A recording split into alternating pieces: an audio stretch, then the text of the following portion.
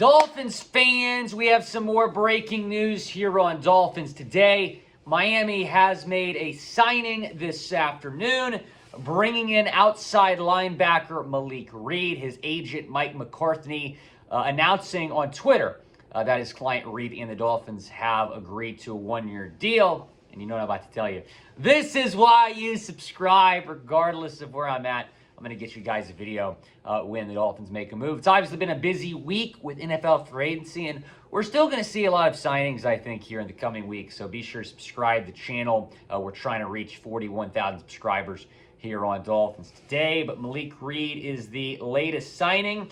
And the intriguing thing about Reed is he is reunited with new Dolphins defensive coordinator Vic Fangio. So he played under Vic in Denver from 2019 to 2021.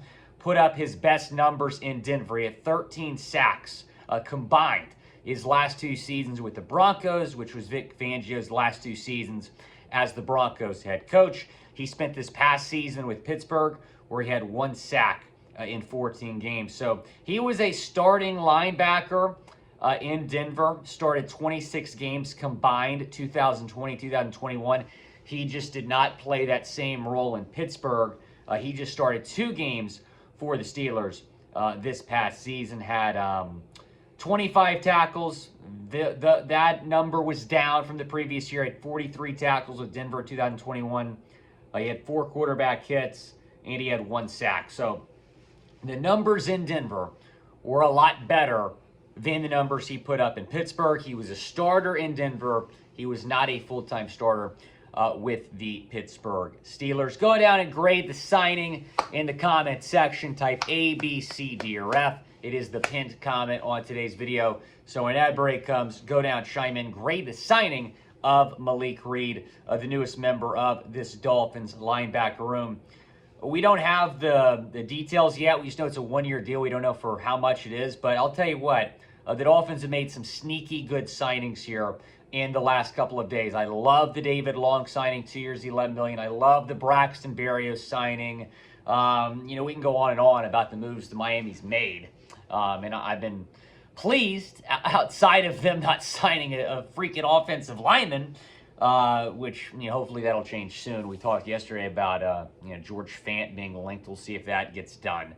I'm going to give it right now an A-, just because I think that he's going to do really well under Vic Fangio, because he's already done really well with Vic Fangio. If you were basing this off of what he did in Pittsburgh last year, you might not be super hyped about this signing, but I mean, my goodness, his second year in the league as a 24-year-old, he had 8 sacks in 13 starts with 53 tackles, 17 quarterback hits under Vic Fangio. This guy was a really solid linebacker in Denver. For whatever reason, Brian Flores, as the linebackers coach, just didn't use him as much in Pittsburgh. And obviously, Flo's a great defensive mind. Mike Tomlin is one of the best coaches in the league. But that defense is kind of loaded in Pittsburgh, so he just didn't really get the opportunities that he was looking for there. He goes to Miami, where I'm sure he'll have a bigger role on this defense. Now, taking a look at what this Dolphins linebacker depth chart looks like, I'm not in studio, so we can't show this in graphic form. So I'll just go over some different names here. You bring in David Long. He'll probably be a starting inside linebacker. Jerome Baker will start alongside him.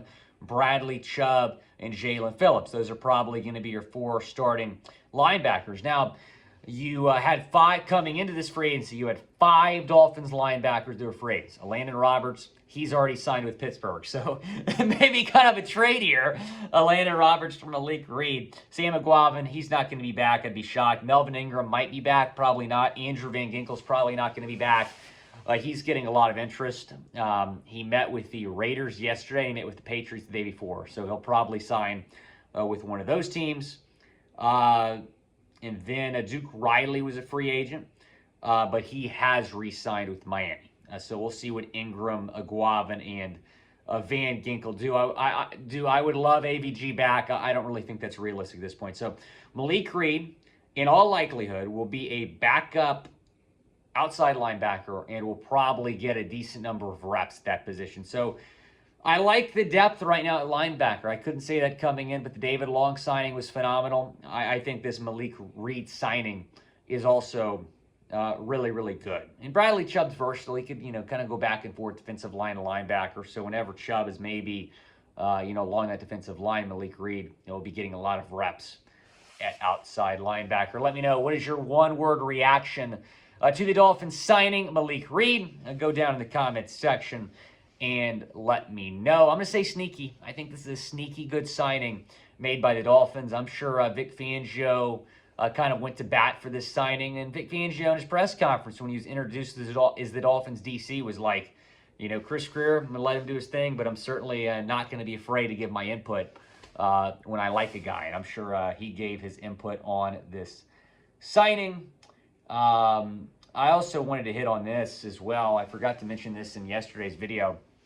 But Mike Gesicki has signed a one-year deal with the enemy, the New England Patriots. So Mike Gesicki is a Patriot. He got a one-year deal up to $9 million.